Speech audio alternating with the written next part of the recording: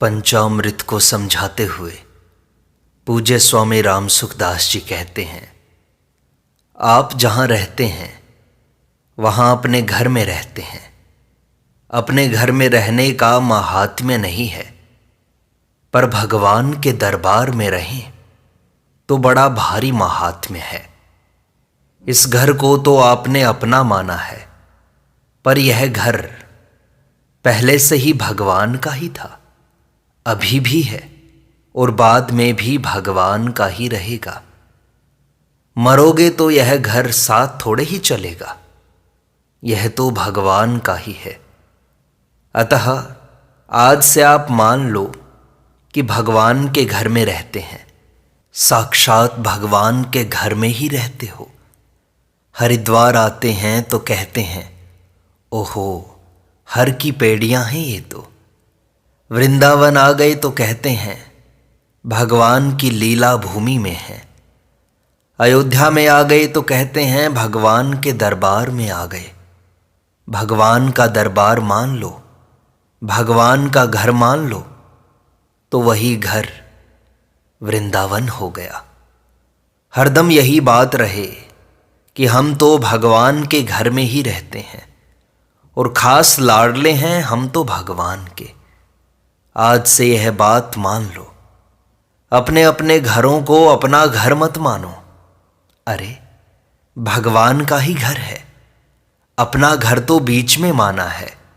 पहले भगवान का था और बाद में भी भगवान का ही रहेगा, फिर बीच में अपना कैसे हो गया? छापा मारा है हमने तो मुफ्त में। एक बात पर और ध्यान देना, जो भी काम करो भगवान का मान कर करो। खेती करो चाहे घर का काम धंधा करो, भोजन करो चाहे भजन करो, कपड़ा धोहो चाहे स्नान करो, शरीर भी भगवान का है तो भगवान की सेवा के लिए इसका काम करते हैं। खाना पीना भी भगवान का काम है, काम धंधा भी भगवान का ही करते हैं। सब संसार के मालिक भगवान हैं तो सब शरीरों के मालिक भी भगवान हैं। तो शरीरों का और संसार का काम किसका हुआ? भगवान का ही तो हुआ। कैसी मौज की बात है, भगवान के दरबार में रहते हैं और काम धंधा भी भगवान का ही करते हैं। ये दो बातें हो गई हैं। अब तीसरी बात है, घर में जितनी चीजें हैं ये भी भगवान की ही हैं। घर भगवान का और आप भगवान के, तो चीजें किसी दूसरे की कैसे हो सकती हैं? माताओं बहनों को चाहिए कि उन भगवान की चीजों को लेकर रसोई बनाएं। मन में ही समझें कि ओहो मैं तो ठाकुर जी को भोग लगाने के लिए प्रसाद बना रही हूं।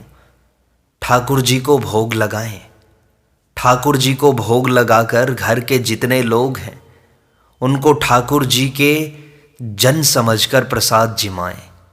उन्हें ऐसा माने कि ये सब ठाकुर जी के प्यारे जन हैं, ठाकुर जी के प्यारे लाडले बालक हैं।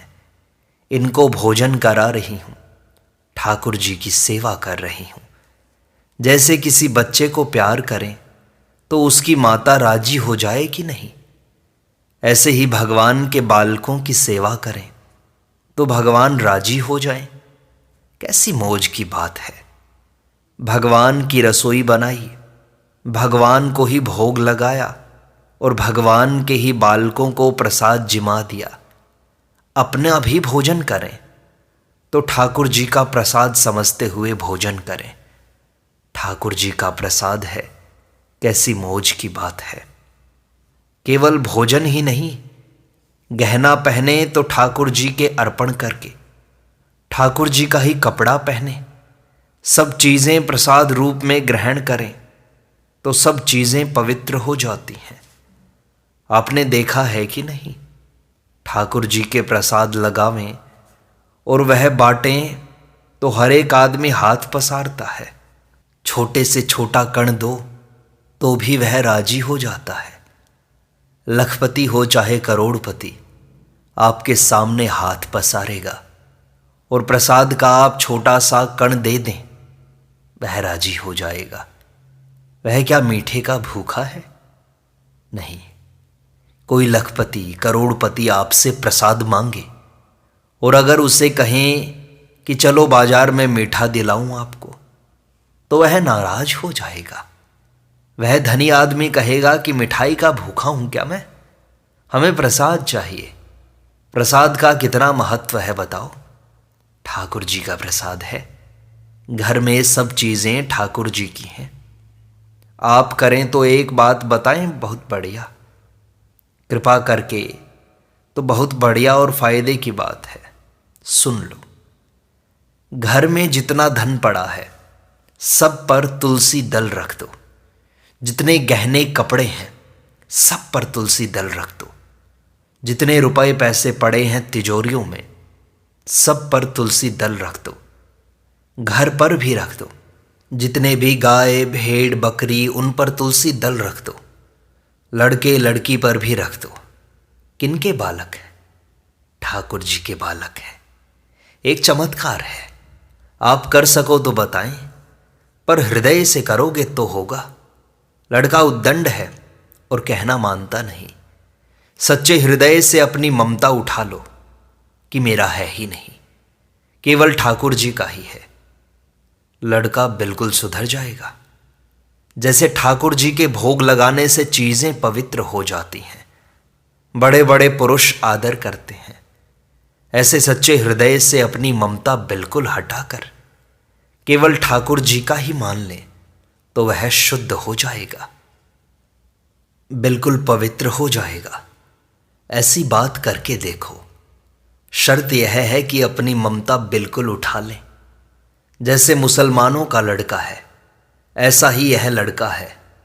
मर जाए तो कोई असर नहीं होगा हमारे पर, हमारा लड़का नहीं है।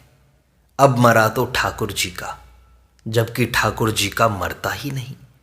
यहां मर गया तो वहां जन्मा, ठाकुर जी से बाहर होता ही नहीं। ऐसा करने से लड़का पवित्र हो जाएगा। एकदम बात ठीक है। ममता ही मलिनता है, इसके कारण ही मलिन होता है।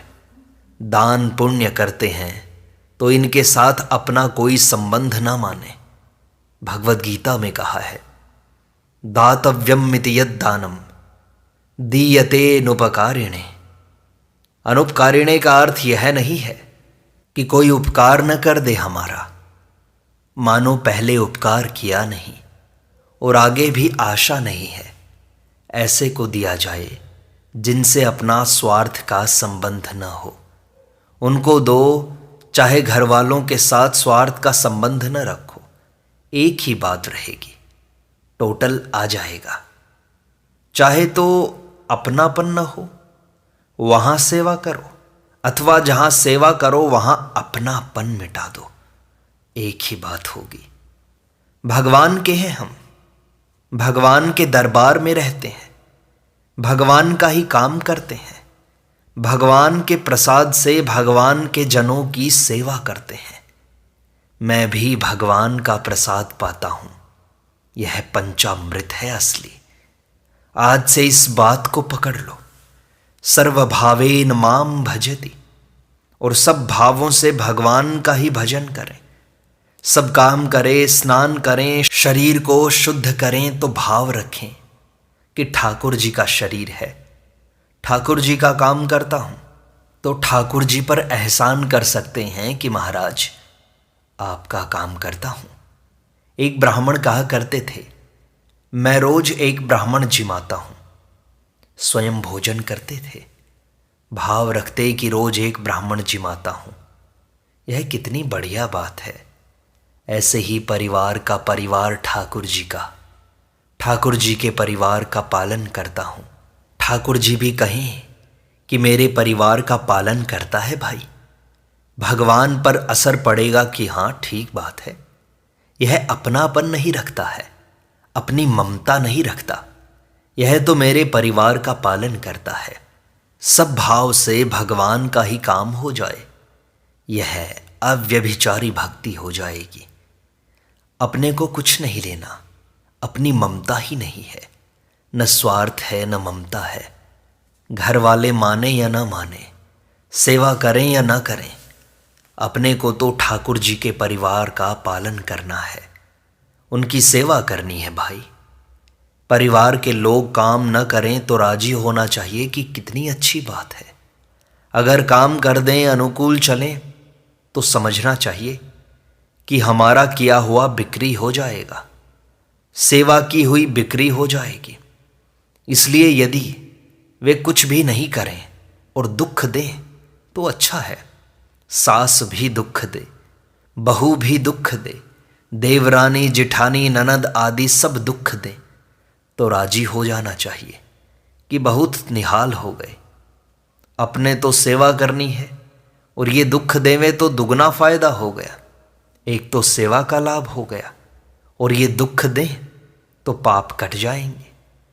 दुख कब रहेगा बताओ? दुख मिलने में भी आनंद होगा। दुख की जगह ही नहीं रही, सब गली बंद हो गई तो वही सर्वविद है। ठीक तरह समझ गया। यदि संसार से सुखी और दुखी होता है तो समझा नहीं वह व्यक्ति। हम तो मस्ती में बैठे रहें, अपने को कोई किंचित मात्र भी दुख नहीं। भगवान सबका भरण पोषण करते हैं, सबका पालन करते हैं, तो ऐसे भगवान के भक्तों को दुख होता ही नहीं। वे हरदम मौज में रहते हैं, इतने मस्त रहते हैं कि उनके संग से मस्ती हो जाती है। ठाकुर जी की याद करने से बंधन टूट जाए, नाम लेने से, याद करने से, लीला सुनने से पाप नष्ट हो जाए। इतने महान पवित्र, पवित्राणाम पवित्रम यो, मंगलानाम च मंगलम। अब मूल में बात क्या है? एक छोटी सी बात है, मैं भगवान का ही हूं, बस और किसी का नहीं हूं। सेवा करने के लिए संसार का, परंतु अपना मतलब निकालने के लिए किसी का नहीं हूं। केवल भगवान का हूं। अपने को केवल भगवान का मान लो तो घर भगवान का, दरबार भगवान का, परिवार भगवान का, संपत्ति भगवान की, भगवान का प्रसाद, सब काम भगवान का, सब भगवान का हो जाएगा। यह बात एकदम सच्ची है। आपको बिल्कुल अनुभव की बात बताऊं, जिस बालक को माँ ने अपना माना है, वह लड़का दौड़कर गोद में चढ़ जाए तो माँ हंसेगी, पीछे से पीठ पर चढ़ जाए तो माँ हंसेगी, और जानबूझकर ऊं ऊं ऊं करके रोता है तो माँ हंसती है कि देखो कैसी ठगाई करता है मुझसे। लड़के की वह कौन सी क्रिया है जिससे माँ को प्रसन्नता नहीं होती है? वह बालक जो करता है माँ उससे राजी होती है। कारण क्या है? लड़का मेरा है। ऐसे ही हम भगवान के बनकर जो भी करें, हमारी हर क्रिया भगवान का भजन हो जाएगी। भजन मतलब क्या? भगवान की प्रसन्नता। कुछ भी काम करो, भगवान खुश होते रहते हैं। मेरा बच्चा है, यह मेरा बालक खेल रहा है, कैसी मस्ती है। बात एक ही है, भगवान का होना। सच्ची बात है। आपसे पूछा जाए कि आपने इस घर में जानकर जन्म लिया है क्या? जीते हो तो जानकर जीते हो क्या? जानकर जीवें तो मरे कौन भाई? मरे ही नहींगा कोई। स्वस्थ शरीर में रहते हो तो जानकर रहते हो क्या? अगर जानबूझकर रहते हो तो बीमार कब पड़ोगे? शरीर में जो बल बुद्धि है वह आपने प्राप्त की है क्या अपने से? तो बूढ़े मत हो जाओ, पराधीन मत हो जाओ, पर पराधीन हो जाते हैं ना। इसीलिए केवल अभिमान हमारे घर का है और कुछ नहीं। हम केवल कोरा अभिमान करते हैं। इसलिए हम ठाकुर जी के हैं, ठाकुर जी के अधीन हैं। ठाकुर जी जो शक्ति दें वही करते हैं। हनुमान जी ने कितना काम किया। राम जी लंका में गए तो पुल बनवाया और पुल बनवाकर पार पहुंचे, परंतु हनुमान जी कूद गए। इनमें बल किसका है? बल ठाकुर जी का है। वाल्मीकि रामायण में आता है कि हनुमान जी ने ऐसी गर्जना की कि 1000 रावण भी आ जाएं तो मेरा कुछ नहीं बिगाड़ सकते, क्योंकि मैं भगवान का दास हूं। अपना अभिमान करके दुख पा रही है दुनिया, इसलिए कृपा करके अभिमान छोड़ दो। भगवान के अर्पण कर दो कि हम तो भगवान के हैं। अपनी शक्ति सब ठाकुर जी के काम में लगानी है। त्वदीयम वस्तु गोविंद तुभ्यमेव समर्पये। सब भाव से भगवान को भजो।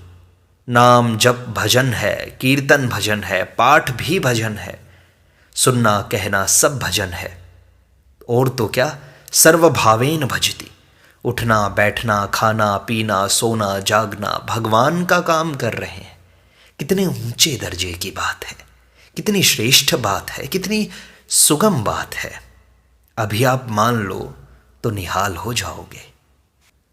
हम तो भगवान के समर्पित हो गए और भगवान का ही काम करेंगे। काम हमारा है ही नहीं, यह हमारा घर नहीं तो इसका काम हमारा नहीं, सब भगवान का है।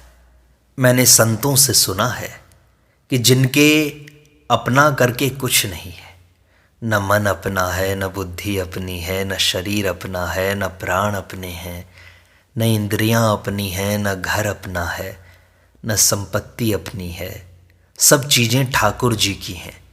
वे जहाँ रहते हैं मौज रहती है।